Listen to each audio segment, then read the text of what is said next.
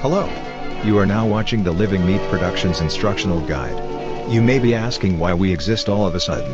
While that information should have been obvious, the answer is that we are most likely not from your world, and we are here to inform you of a threat that now exists in your world or universe. How the threat got here is by our worlds beginning to collide because of... Now to explain the threat. We will only be explaining the most dangerous creature for now, because so far the rest of the creatures from our Earth haven't been confirmed to have gone to any of yours yet. Now I want to imply that these creatures aren't aliens or demons from hell. These beings are found solely on our Earth, and they belong in the species called Vita Carnis. Now for the threat. Say hello to the mimic, or the true Sedatum Carnis.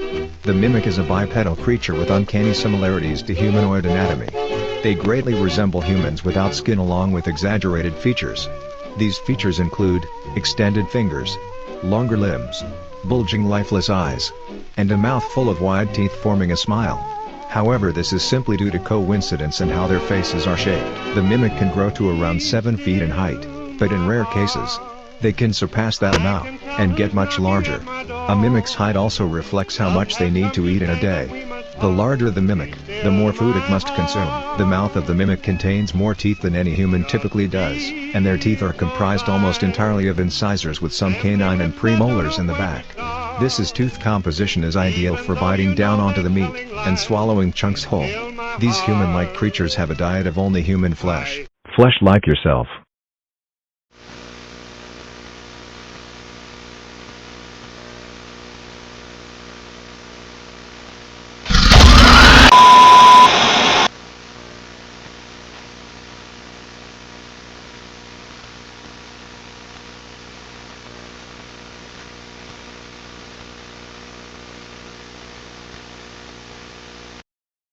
Because of this, they are found solely around human-populated areas.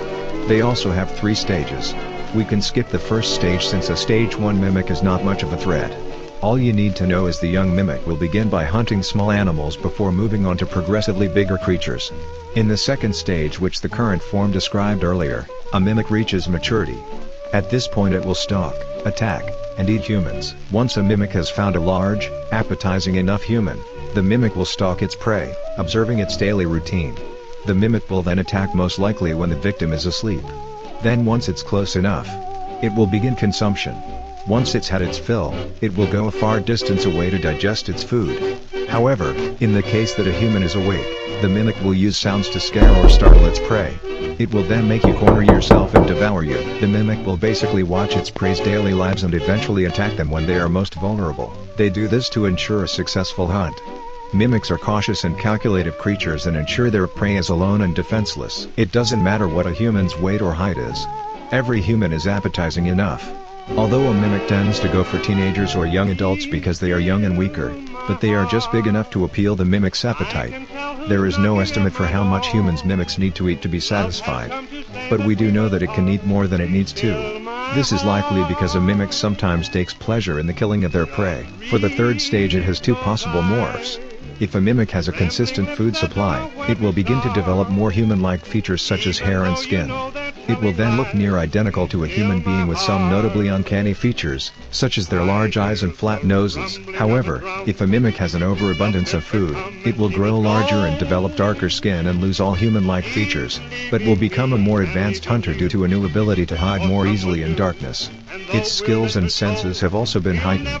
Its proportions has increased in length and its teeth have moved deeper into its throat, leaving a lifeless toothless grin. This type of mimic is called the elder mimic. The elder mimic is also basically immune to many things depending on how much it consumes. It can be immune to bullets, hits to the head, immune to getting cuts or stabs from sharp objects, and sometimes in rare cases, immune to very high-level weaponry, like rockets or even bombs. Elder mimics' fingers and toes become sharper, allowing them to climb walls and ceilings. This makes a elder mimic able to attack more than one person or even groups of people with weaponry if it's brave enough. Now obviously this is a threat to humanity and your world, so we have released a 3-step instructional recording to help you survive a mimic encounter. 1. If a mimic is in front of you trying to attack you, use any object that could possibly deflect the attack. 2. If you see a mimic hunting someone, see a mimic in someone's home, or hear someone being devoured by a mimic, call your local authorities for help. If a mimic is in your home, Make sure to hide. If you're found, do step 1 if possible. 3. If you are defenseless against a mimic, try to appear larger and intimidating while keeping eye contact. A mimic will hesitate to attack a potential threat. If you would like to use weaponry against a mimic, aim for the head or legs. Mimics can also hide in very small places, like beds, sofas, recliners, ottomans, wardrobes, closets, and other places a mimic can comfortably wait.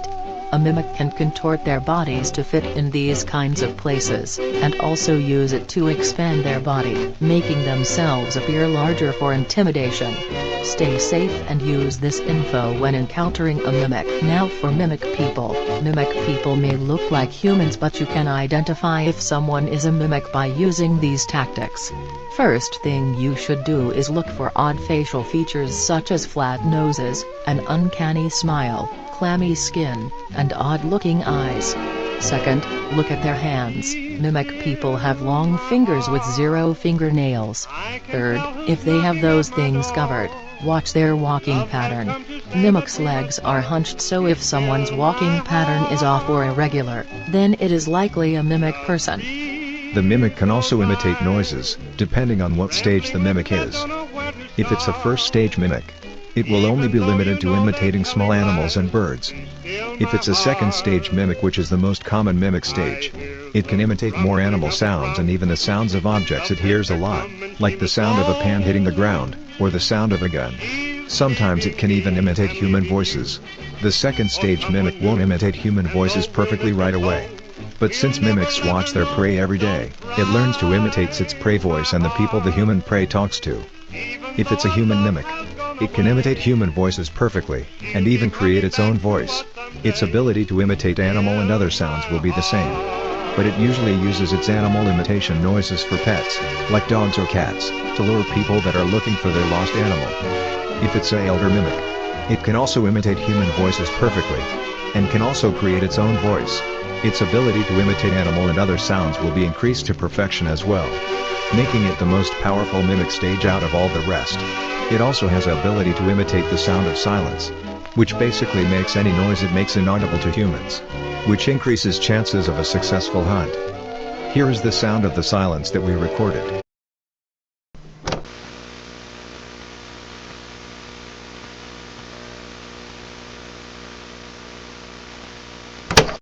We don't know how these mimics make these sounds, but there is some speculation that their vocal cords are more advanced than our own. Now you may be asking, what are the origins of these creatures? Well, they come from a certain type of red plant called crawl. The crawl creates every member in the Carnies family, in some shape or form. The crawl creates what are called nodes. These nodes can birth any creature in the Carnies family. The crawl is found anywhere and everywhere.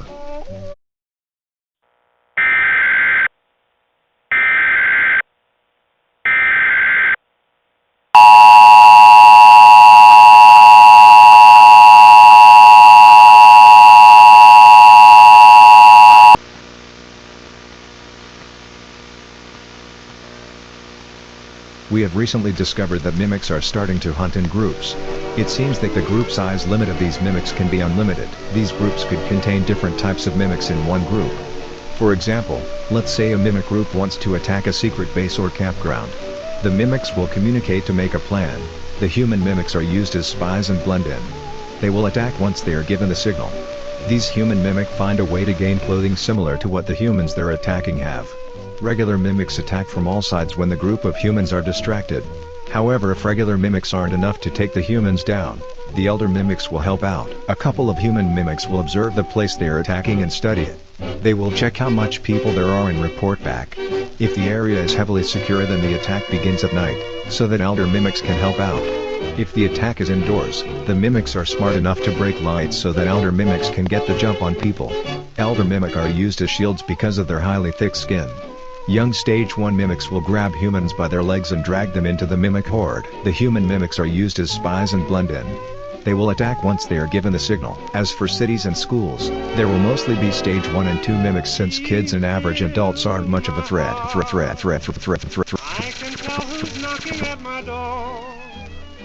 Elder mimics take care of the school staff and officers. They will also invade nearby police stations. The reason elder mimics won't attack normal people is because they let stage 1 and 2 mimics have the meal so they can grow. Mimics mostly prefer groups of 5 or less. This is because too many mimics will be a problem, as they will most likely not have enough food for the entire pack. Scientists are still trying to figure out how these mimics communicate with each other. But there is some speculation that they have a sort of form of hive mind. This idea has recently received a couple of studies to back up that idea.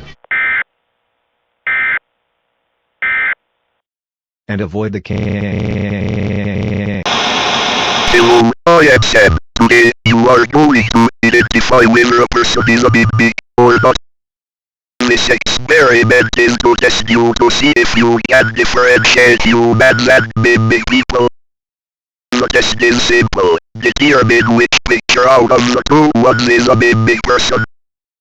Choose the correct photo, because if you fail,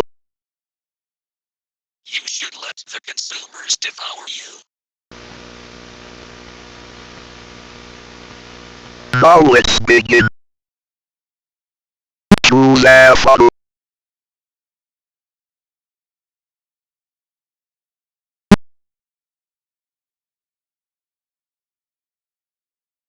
Choose a photo.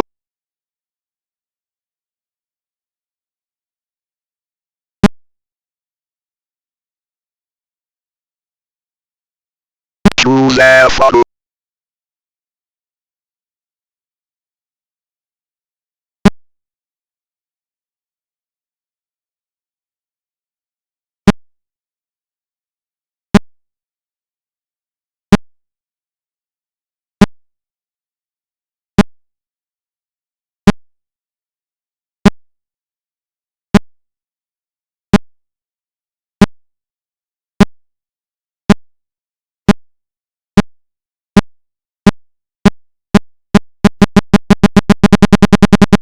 Congratulations, you passed the test.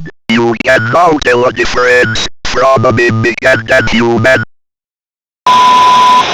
Now that you've heard the instructions, you can now stay safe from mimic encounters.